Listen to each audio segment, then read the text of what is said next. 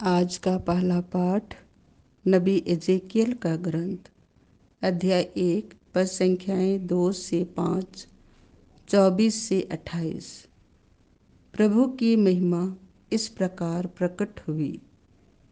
राजा यहोयाकीम के निर्वासन के 5वें वर्ष में 4थे महीने के 5वें दिन खलदइयों के देश में काबार नदी के तट पर याजक बोजी के पुत्र एजेकियल को प्रभु की वाणी सुनाई पड़ी और वहाँ प्रभु का हाथ उस पर पड़ा।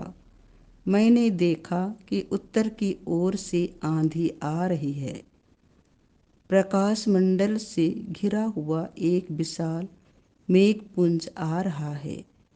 उसमें से आग निकल रही थी और वह पीतल जैसा चमकता था। बादल में 4 प्राणी दिखाई पड़ने लगे और उनका रूप रंग मनुष्यों जैसा था।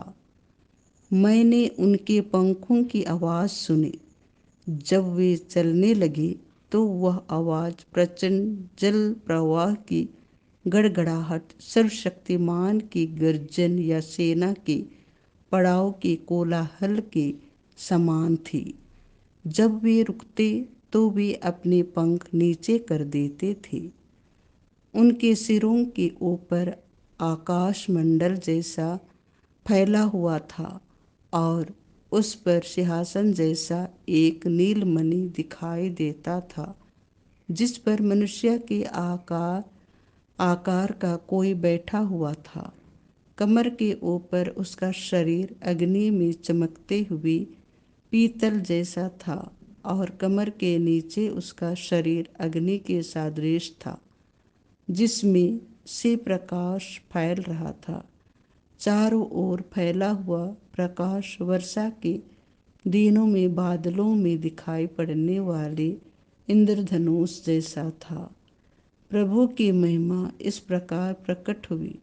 यह देखकर मैं मुंह के बल गिर पड़ा। तब मुझे एक वाणी सुनाई पड़ी। यह प्रभु की वाणी है। संत मत्ती के अनुसार पवित्र सुसमाचार अध्याय 17 पद संख्या 22 से 27।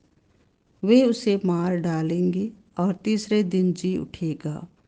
पुत्र कर से मुक्त हैं। जब वे गलीलिया में साथ साथ घूमते थे तो यीशु ने किसी दिन अपने शिष्यों से कहा, मानव पुत्र मनुष्यों के हवाले कर दिया जाएगा। वे उसे मार डालेंगे और वह तीसरे दिन जी उठेगा। यह सुनकर शिष्यों को बहुत दुख हुआ। वे कफरनाहूम आए थे। मंदिर के कर उगाने वालों ने पेतरुस के पास आकर पूछा, क्या तुम्हारे गुरु मंदिर का कर नहीं देते? उसने उत्तर दिया, देते हैं। जब पेतरुस घर पहुंचा तो उसके कुछ कहने से पहले ही यीशु ने पूछा, सिमोन, तुम्हारा क्या विचार है? दुनिया के राजा किन लोगों से चुंगी अथवा कर लेते हैं, अपने ही पुत्रों से अथवा परायों से? पेतरुस ने उत्तर दिया, परायों से। इस पर यीशु ने उससे कहा, तब तो पुत्र कर से मुक्त हैं। फिर भी हम उन लोगों को बुरा उदाहरण ना दे। इसीलिए तुम समुद्र के किनारे जाकर बंसी डालो। जो मछली पहले फंसे उसे पकड़ लो और उसका मुंह खोल दो। उसमें तुम्हें एक सिक्का मिलेगा। उसे ले लो और मेरे तथा अपने लिए उनको दे दो। यह प्रभु का सुसमाचार है।